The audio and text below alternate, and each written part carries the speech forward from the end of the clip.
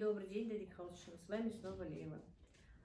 Друзья, в этом ролике я буду с вами здороваться 2 раза, вы не удивляйтесь. Просто перед началом моего ролика я хочу вас поздравить, всех православных христиан, с вашим великим праздником Пасхой. Пожелать вам крепкого здоровья, счастья, мира и благополучия.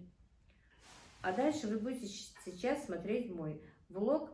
Просто объясню, почему у меня это так происходит. Влог обычно я выкладываю с 1 днем опоздания, потому что вчера снимаю, только сегодня его выкладываю. У меня только так получается, потому что я практически снимаю целый день по кусочкам, и пока я это монтирую, пока все происходит, уходит время. Иногда я даже не успеваю в тот же день монтировать. Поэтому иногда у меня получается выложить сразу же в тот же день влог. Иногда он идет с днем опоздания, поэтому я вам это и объясняю. Дальше вы будете смотреть у меня вчерашний влог. Сегодня у нас намечается такое мероприятие, мы тут готовимся. Я пригласила всех своих заловок на коллективный ифтар. Заловок, ну, может быть, будут и их мужья, может быть, будут их сыновья, не знаю. Точно, кто с ними приедет, не знаю. Я их пригласила. Обычно мы всегда собираемся и встречаемся именно в эти дни, 1-2, как получается, и вспоминаем отца моих детей. Вчера уже 16 лет, как нет с нами моего мужа. И поэтому вот так вот сегодня мы решили немножко сделать садаку, посидеть и сделать вот такой вот групповой ифтар. А дальше, друзья, вы будете смотреть вчерашний мой ролик. Дорогие мои, доброе утро, Эрдик Хилшин, с вами снова Лейла и Аишка, как видите, уже в цветочках. Друзья, как у вас дела? Какая у вас погода? У нас сегодня шикарная погода. Вчера тоже было очень жарко и хорошо. И сразу же хочу поблагодарить новых подписчиков, которые подписываются у меня со вчерашнего дня. Большое вам спасибо. И, конечно, не обижайтесь, мои старые подписчики. Вам я тоже всегда благодарна. Огромное вам спасибо. Надеюсь, ни новых, ни старых я не разочарую. И мы будем с вами всегда. Вот так вот начинается наше утро. Правда, не раннее утро. Я позволила себе после сухура прилечь, полежать немножко, уже 8 часов, но все равно видите, как солнечно и тепло.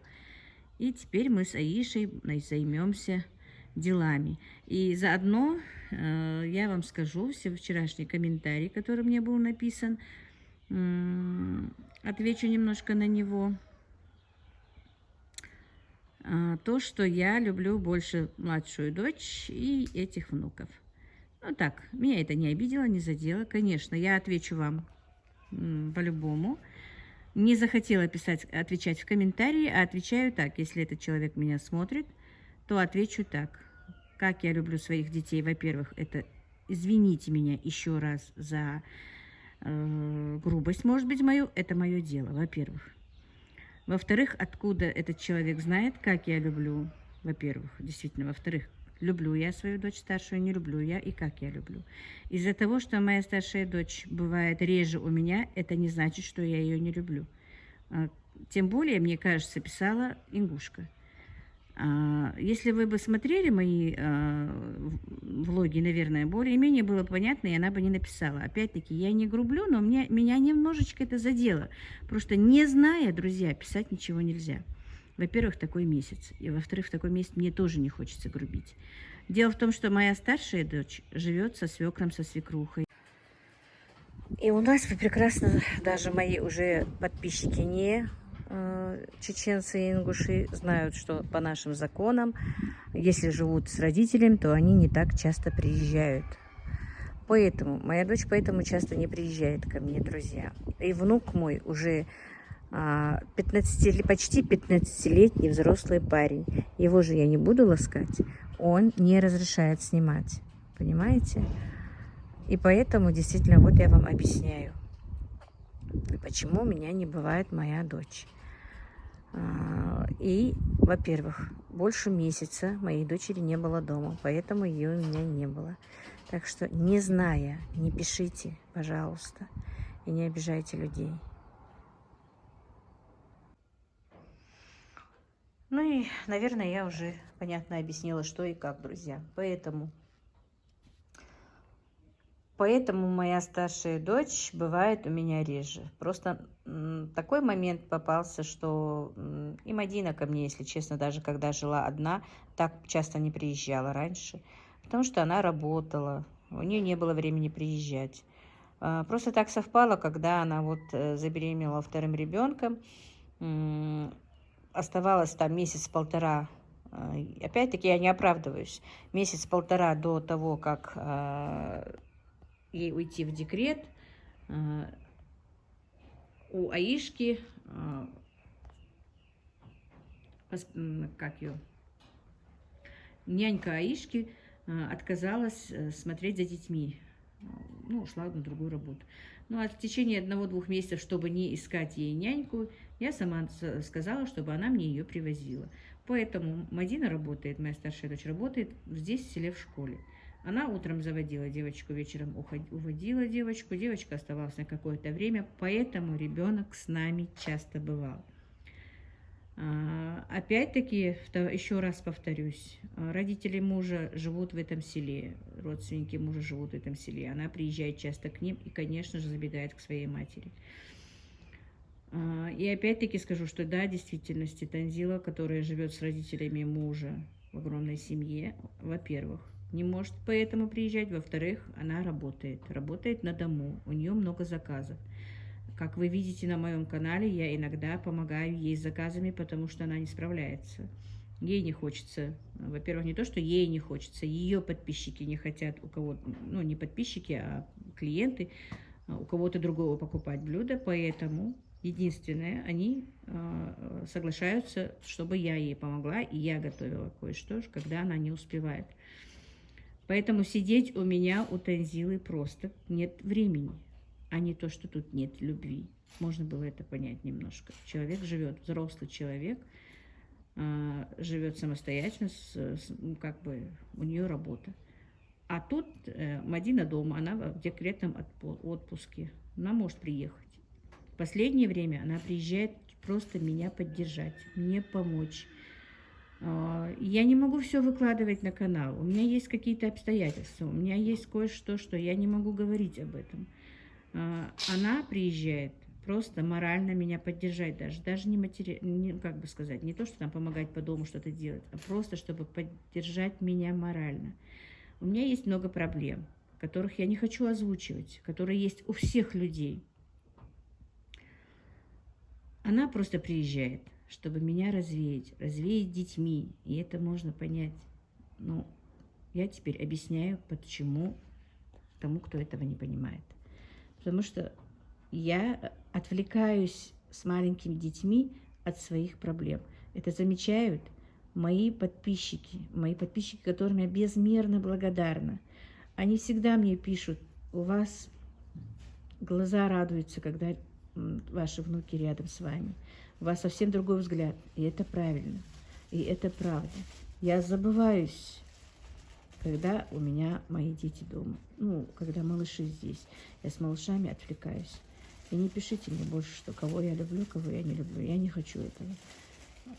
Не хотела грубить, не хотела отвечать, но все-таки на меня это навеяло.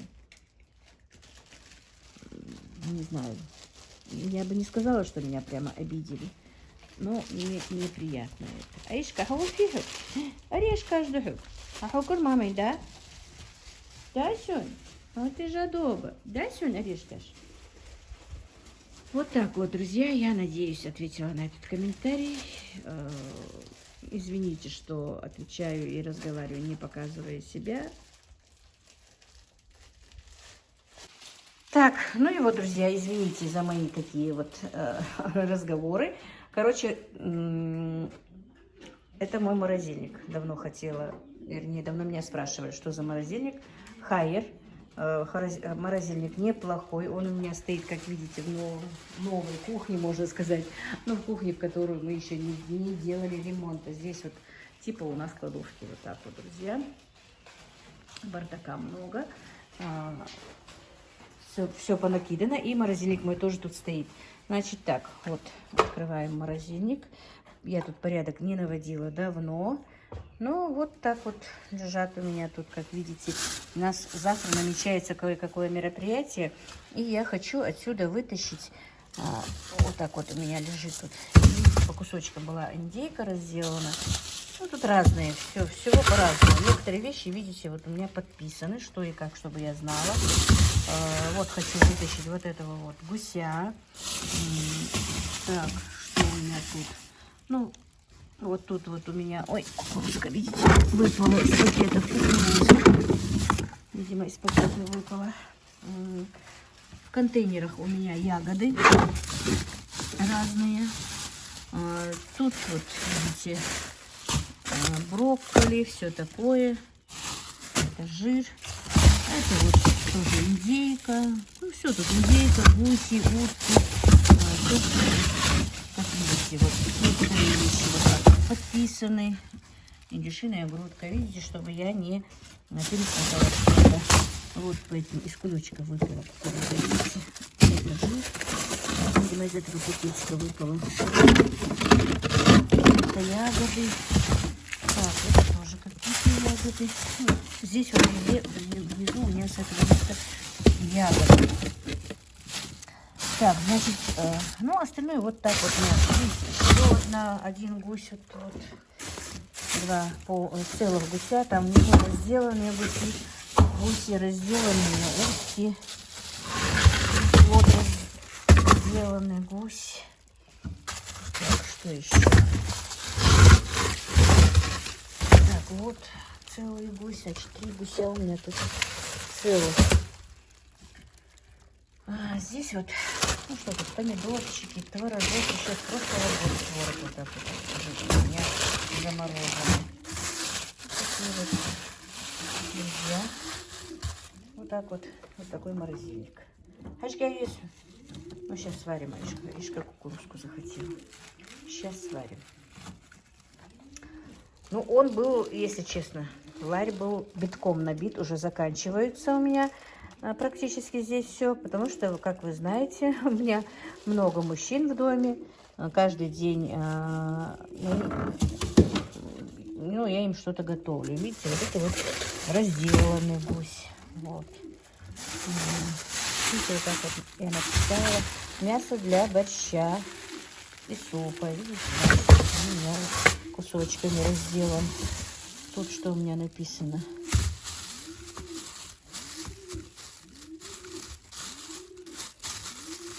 Утка, вот, утка маринованная написано, видите? Вот. Утка маринованная. Чтобы было понятно, что это. Вот так вот, друзья. Значит, я сейчас хочу достать гуся, чтобы запечь завтра, как я сказала, мероприятие. Достану индейку тоже, разморожу на завтра. Сегодня вот с утра вытащу, к вечеру уже можно будет ее мариновать, чтобы к завтрашнему ифтару у меня было все готово. Вот, походу, достаю. Окорочка и грудка гуся написано. Тут написано, что это... Так вот вытащила я 2 гусей, друзья, и индейку, которая у меня была замороженная для завтрашнего дня. Вот я положила вот такую большую кастрюлю, и они потихонечку до вечера у меня разморозятся. И мы их потом замаринуем. И да, кстати, сегодня, если бы хотя бы один день бы потерпели мои подписчики, то сегодня, я надеюсь, завтра, конечно, точно, но сегодня обещалась после обеда тоже приехать моя дочь Танзила. У нее заказы один за одним, потому что ее не было дома. И она обещала сегодня до обеда закончить свои заказы и приехать после обеда, чтобы мне помочь тоже к завтрашнему дню готовиться. У нас завтра будет тоже такой вот ифтар в кругу семьи нашей, моих заловок, моих родственников. Мы собираемся завтра сделать такой ифтар. Друзья, утром было жарко, а сейчас к вечеру пошел такой сильный дождь, причем гроза, дождь, ливень. Тут все почти затопило, но уже, видите, лужи ушли, конечно. водичка ушла. Но вот такая вот у нас теперь холодина и такая вот картина. А я же утром показывала вам рассаду, которую хочу посадить. Некоторую я хотела посадить уже в огород, но, как видите, не получилось. Часа где-то около 4 начался сильный дождь, прям гроза была. И вот видите, пока я с вами общалась, дождь опять начинается. И сегодня первый раз вывела своих цыплят, мне сделали там клетку. И под дождем собирала этих цыплят тоже. Трое еще, оказывается, остались. Ну вот, друзья, вот такая вот у нас погода. Вот такие происходят дела у нас в Ингушетии. И вот только что прислала мне сообщение Танзила, которое вы так переживаете. Ну, не вы, а некоторые, что она после ифтара приедет к нам сегодня. Так что, может быть, даже в этом влоге я вам покажу и Танзилу, может быть. Дело в том, что, если честно, друзья, у меня сегодня самый тяжелый день в моей жизни.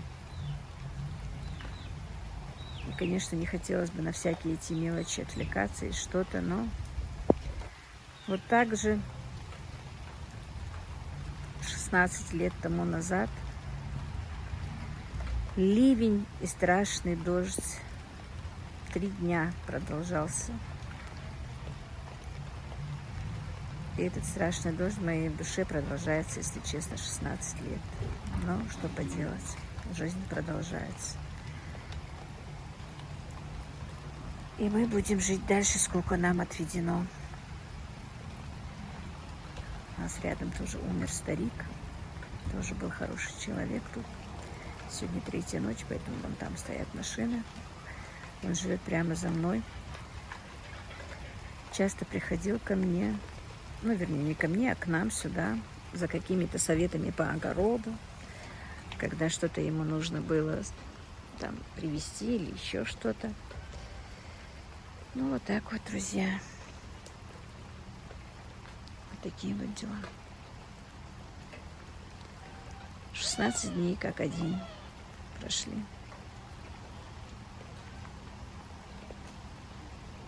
А на душе не легче. Ну что, дождалась?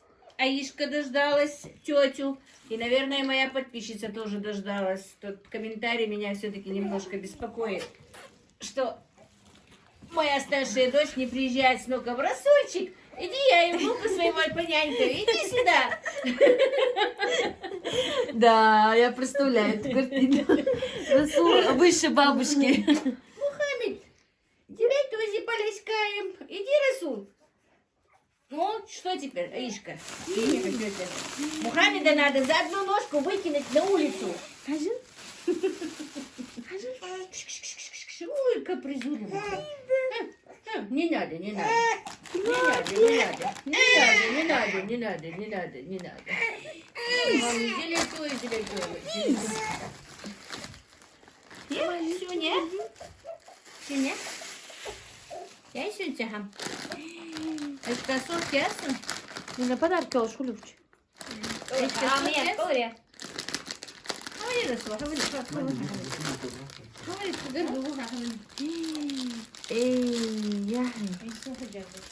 Очки или что это? Ne müçer dolu destek. Бантик был. Резиночка. Ух ты, ну ходи, Ишка. Ишка, по-моему, спать хочет. Аишка днем не спала. А что ты ее не уложила? Oh так. Адижер. Hadak kiki da doğuyuz. У нас столько детей сегодня было во дворе, что она вообще не захотела. А чьи хали? 4 детей. Oh так. Заловки 4 Хожу, детей. мама. 9 и 9 Аишка. А это что? А Мухаммеда не посчитали? Ну, Мухаммед-то дома лежал. А, нет, он тоже был на улице. О, смотри, ма, на холодильник можно, может, хоть надпись, ага. Ой, на холодильнике столько вещей. В одном доме сегодня было 10 детей. Как хорошо. И еще 3, это еще младенцы были. Как хорошо. Орали, кричали. Эй, фир. Пистик, Это вот мы что тебе принесли? вашки улез. Котик или что это? Что-то странное.